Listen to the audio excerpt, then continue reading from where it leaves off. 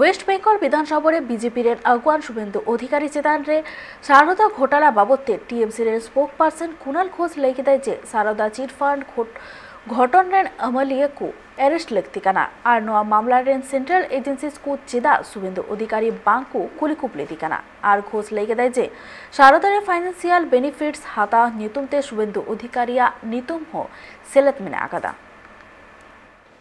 देखिए यह है, ये जो सारदा स्कैम है ये बड़ा स्कैम है, तो एक बड़ा कंस्पिरेसी है। मैंने बहुत दिन से इसके बारे में बता रहा हूँ।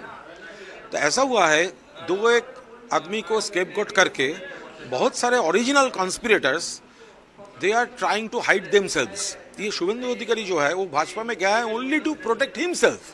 देखिए सुदीप्तो सेन जो सारदा का ओनर है वो पहले एक रिटन स्टेटमेंट कोर्ट में भेजा था, तो उसमें डिटेल लिखा है शुभेन्दु अधिकारी कैसे उनको ब्लैकमेल किया, कैसे रुपया लिया। फिर कोई एक्शन सीबीआई ने नहीं लिया। फिर और एक स्टेटमेंट वो भेजा है, ऑफिशियली भेजा है जेल से, प्रिजनर्स पिटीशन से लेकर भेजा है, और हमने वो उसका जो सर्टिफाइड कॉपी है वो सर्टिफाइड कॉपी हमने कोर्ट से उठा लिया, जो लॉफुली जो होता है।